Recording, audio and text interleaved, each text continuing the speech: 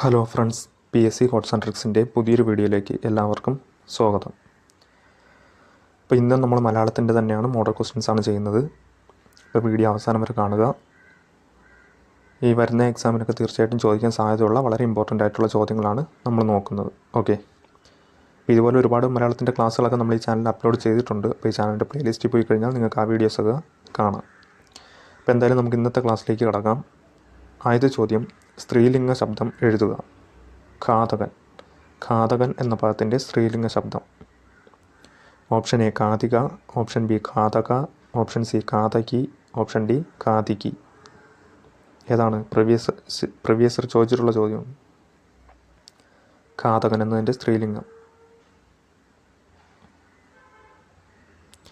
അപ്പോൾ ഇവിടുത്തെ ആൻസറിലേക്ക് കടക്കാം. ആൻസർ ഓപ്ഷൻ സി ആണ്, ഘാതകിയാണ്. ഘാതകി.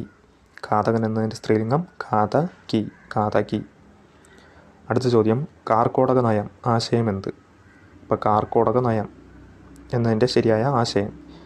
ഓപ്ഷൻ എ രക്ഷിച്ചവനെ ദ്രോഹിക്കുന്ന നയം, ഓപ്ഷൻ ബി രക്ഷിച്ചവനെ സഹായിക്കുന്ന നയം, ഓപ്ഷൻ സി ആരെയും സഹായിക്കാത്ത മനോഭാവം, ഓപ്ഷൻ ഡി നിസ്സാരമായി ഗണിച്ച് പെരുമാറുക. കാർക്കോടക നയം എന്നതിൻ്റെ ആശയം.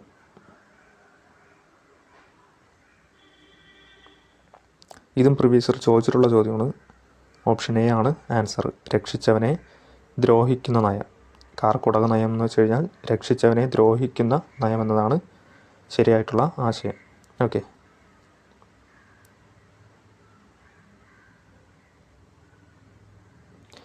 അടുത്ത ചോദ്യം, താഴെ കൊടുത്തിരിക്കുന്നവയിൽ പൂജക ബഹുവചന രൂപം ഏത്? താഴെ കൊടുത്തിരിക്കുന്നവയിൽ പൂജക ബഹുവചന രൂപം.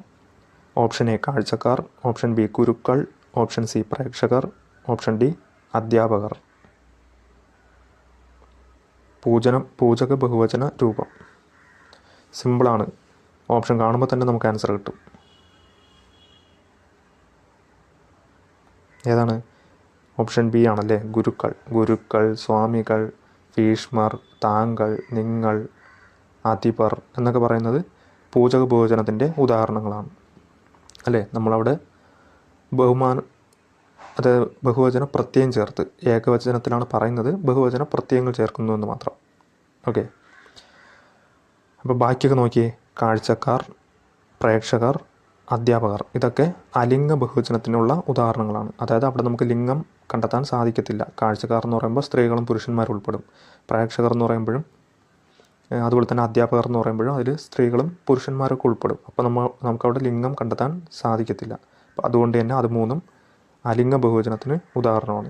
ഇപ്പോൾ ഇവിടെ ചോദിച്ചിരിക്കുന്നത് പൂജക ബഹുവചനത്തിൻ്റെ ബഹുവചന രൂപം എന്നാണ്. അത് ഓപ്ഷൻ ബി ആണ്, ഗുരുക്കൾ.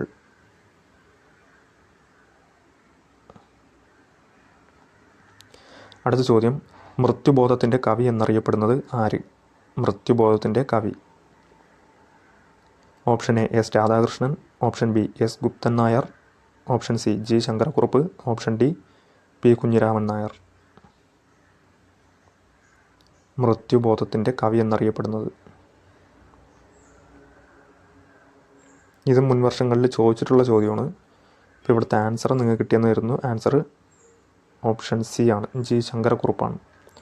മൃത്യുബോധത്തിൻ്റെ കവി എന്നറിയപ്പെടുന്നത് ജി ശങ്കരക്കുറുപ്പാണ്.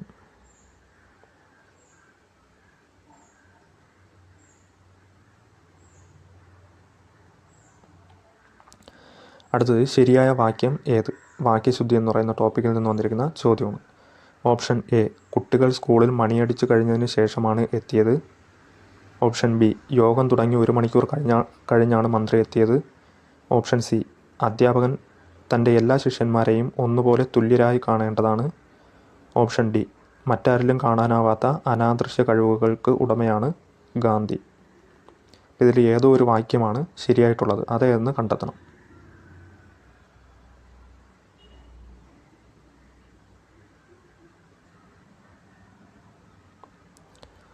ഏതാണ് ഇവിടുത്തെ ആൻസർ?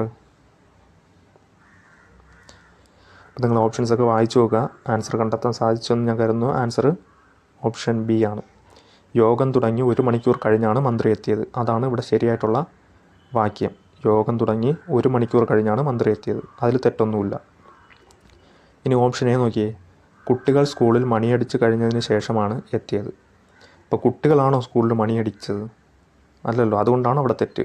ഇവിടെ വായിക്കുമ്പോൾ എങ്ങനെയാണ് വരുന്നത്? കുട്ടികൾ സ്കൂളിൽ മണിയടിച്ചു. കുട്ടികളാണോ സ്കൂളിൽ മണിയടിക്കുന്നത്? അല്ല. അപ്പോൾ അതുകൊണ്ടാണ് അവിടെ തെറ്റ്. പിന്നെ ഓപ്ഷൻ സി നോക്കിയേ. അധ്യാപകൻ തൻ്റെ എല്ലാ ശിഷ്യന്മാരെയും ഒന്നുപോലെ തുല്യരായി കാണേണ്ടതാണ്. അപ്പോൾ ഒന്നുപോലെ തുല്യരായി രണ്ടും കൂടെ ഉപയോഗിക്കേണ്ട കാര്യമുണ്ടോ? അധ്യാപകൻ തൻ്റെ എല്ലാ ശിഷ്യന്മാരെയും ഒന്നുപോലെ കാണേണ്ടതാണ്, അല്ലെങ്കിൽ തുല്യരായി കാണേണ്ടതാണ്. ഏതെങ്കിലും ഒന്ന് ഉപയോഗിച്ചാൽ മതി.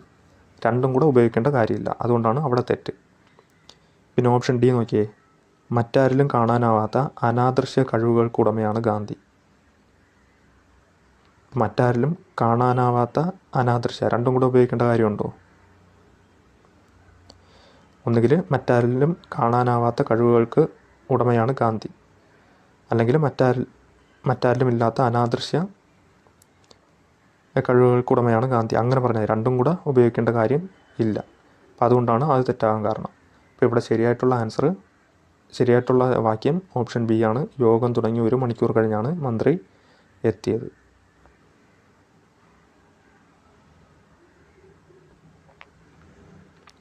അടുത്ത ചോദ്യം. ജാഗരണം എന്ന പദത്തിൻ്റെ വിപരീത പദം എന്ത്? ജാഗരണം എന്ന പദത്തിൻ്റെ വിപരീത പദം. ഓപ്ഷൻ എ പ്രമാണം, ഓപ്ഷൻ ബി സുഷുപ്തി, ഓപ്ഷൻ സി അചേതനം, ഓപ്ഷൻ ഡി അപകൃഷ്ടം.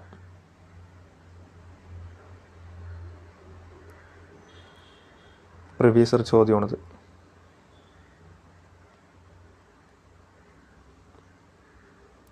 ഇപ്പോൾ ഇവിടുത്തെ ആൻസർ ഓപ്ഷൻ ബി ആണ് കേട്ടോ. സുഷുപ്തിയാണ്. ജാഗരണം എന്നതിൻ്റെ വിപരീത പദം സുഷുപ്തി. ജാഗരണം, സുഷുപ്തി. ഇനി ഓപ്ഷൻ സി നോക്കിയേ. അചേതനം. ചേതനം എന്നതിൻ്റെ വിപരീത പദമാണ് അചേതനം.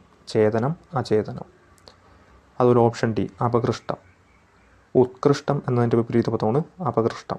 ഉത്കൃഷ്ടം, അപകൃഷ്ടം. ഓക്കെ, അപ്പോൾ അതുകൂടി ഓർത്തിരിക്കുക. ജാഗരണം, സുഷുപ്തി. ചേതനം, അചേതനം. ഉത്കൃഷ്ടം, അപകൃഷ്ടം. അടുത്ത ചോദ്യം. ഒറ്റപ്പദം എഴുതുക. ഭാര്യയുടെ പിതാവ്. ഭാര്യയുടെ പിതാവ് എന്നതിൻ്റെ ഒറ്റപ്പദം. ഓപ്ഷൻ എ ശശുരൻ, ഓപ്ഷൻ ബി ശശൂരൻ, ഓപ്ഷൻ സി മാതുലൻ, ഓപ്ഷൻ ഡി ശുശ്രു.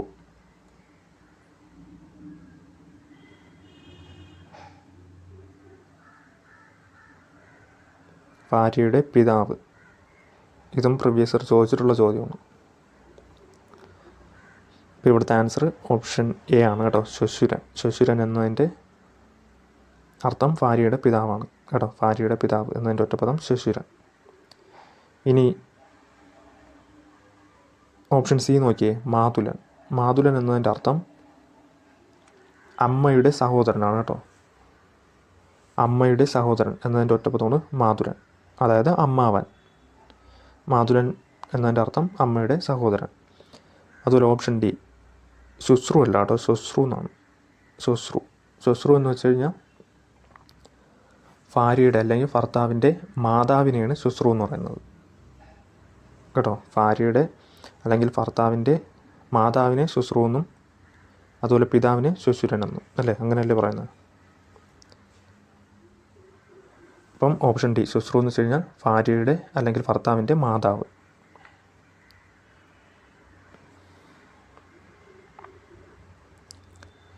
അടുത്ത ക്വസ്റ്റ്യൻ നോക്കാം. I respond to situation as the case may be എന്നതിൻ്റെ ശരിയായ മലയാള പരിഭാഷ എഴുതുക. I respond to situation as the case may be. Option A എൻ്റെ പ്രതികരണങ്ങൾ സംഭവബഹുലമായിരിക്കും. ഓപ്ഷൻ ബി സംഭവങ്ങൾ ഉണ്ടെങ്കിലേ ഞാൻ പ്രതികരിക്കൂ. ഓപ്ഷൻ സി അവസരങ്ങൾക്ക് വേണ്ടി ഞാൻ പ്രതികരിക്കുന്നു. ഓപ്ഷൻ ഡി അവസരോചിതം ഞാൻ സംഭവങ്ങളോട് പ്രതികരിക്കുന്നു. ഏതായിരിക്കും? ഓപ്ഷൻസ് വായിച്ചു നോക്കിയിട്ട് ഏതായിരിക്കും വരാൻ സാധ്യത?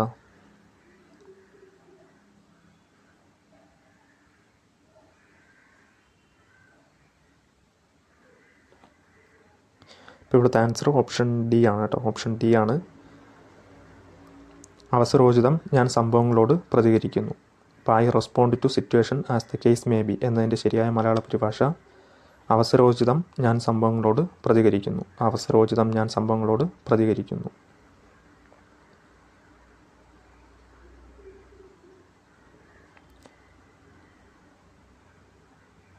അടുത്ത ചോദ്യം, നിസ്സഹായാവസ്ഥ എന്ന അർത്ഥം വരുന്ന ചൊല്ല് ഏതാണ്? നിസ്സഹായാവസ്ഥ എന്ന അർത്ഥം വരുന്ന ചൊല്ല്. ഓപ്ഷൻ എ കടിച്ചതുമില്ല പിടിച്ചതുമില്ല. ഓപ്ഷൻ ബി തൊണ്ടയിൽ പുഴുത്താൽ വിഴുങ്ങുക തന്നെ. ഓപ്ഷൻ സി താൻ ചത്തു മീൻ പിടിക്കരുത്. ഓപ്ഷൻ ഡി തല മറന്ന് എണ്ണ തേക്കരുത്. നിസ്സഹായാവസ്ഥ എന്നർത്ഥം വരുന്ന ചൊല്ല്. ഓപ്ഷൻസ് വായിക്കുമ്പോൾ തന്നെ നമുക്ക് ഏകദേശം ആൻസർ കിട്ടും.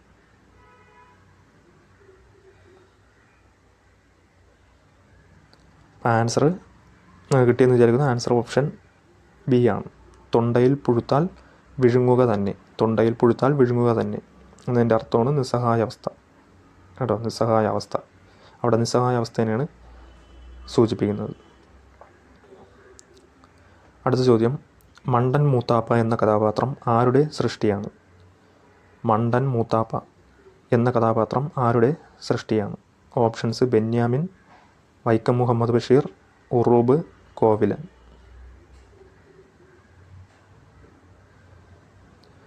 മണ്ടൻ മൂത്താപ്പ ആരുടെയാണ്? വൈക്കം മുഹമ്മദ് ബഷീർ ആണല്ലേ. ഓപ്ഷൻ ബി ആണ് ആൻസർ. വൈക്കം മുഹമ്മദ് ബഷീറിൻ്റെ സൃഷ്ടിയാണ് മണ്ടൻ മൂത്താപ്പ എന്ന കഥാപാത്രം. അപ്പം മണ്ടൻ മൂത്താപ്പ എന്ന കഥാപാത്രം ആരുടെ സൃഷ്ടിയാണെന്ന് ചോദിച്ചു കഴിഞ്ഞാൽ വൈക്കം മുഹമ്മദ് ബഷീറിൻ്റെ സൃഷ്ടിയാണ്. ഓക്കെ, അപ്പോൾ ഇന്നത്തെ ക്ലാസ്സിൽ ഇത്രയും ക്വസ്റ്റ്യൻസ് നോക്കുന്നുള്ളൂ. ഒരുപാട് പ്രീവിയസ് ഇയർ ചോദിച്ചിട്ടുള്ള ചോദ്യങ്ങളൊക്കെ നമ്മൾ ഇന്നത്തെ ഈ ക്ലാസ്സിൽ പറഞ്ഞു പോയിട്ടുണ്ട്. അപ്പോൾ ഇതുപോലെ ഒരുപാട് മലയാളത്തിൻ്റെ ക്ലാസ്സുകളൊക്കെ നമ്മൾ ചെയ്തിട്ടുണ്ട്. അപ്പോൾ ഇംഗ്ലീഷിൻ്റെ ക്ലാസ്സുകൾ വേണമെന്ന് പലരും പറഞ്ഞായിരുന്നു. അപ്പോൾ ഇംഗ്ലീഷിൻ്റെ ഓൾറെഡി നമ്മളൊരു 10 ക്ലാസ് ഈ ചാനലിൽ അപ്ലോഡ് ചെയ്തിട്ടുണ്ട്. ഈ ചാനലിൻ്റെ പ്ലേലിസ്റ്റിൽ പോയി കഴിഞ്ഞാൽ PSC ഇംഗ്ലീഷ് എന്നൊരു പ്ലേലിസ്റ്റ് കാണാം. അപ്പോൾ അതിൽ പോയി കഴിഞ്ഞാൽ നിങ്ങൾക്ക് ഈ 10 വീഡിയോസും കണ്ടുപോകുക.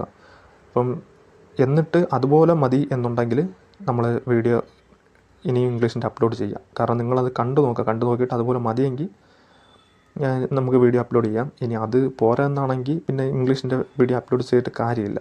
അപ്പം അതുകൊണ്ടാണ്. അപ്പം ഇംഗ്ലീഷിൻ്റെ വീഡിയോസ് വേണമെന്നുള്ളവർ ആദ്യം ആ വീഡിയോ കണ്ടു നോക്കുക. അപ്പോൾ അതുപോലെയൊക്കെ ക്ലാസ് മതിയെന്നുണ്ടെങ്കിൽ പറയുക, നമുക്ക് ചെയ്യാം.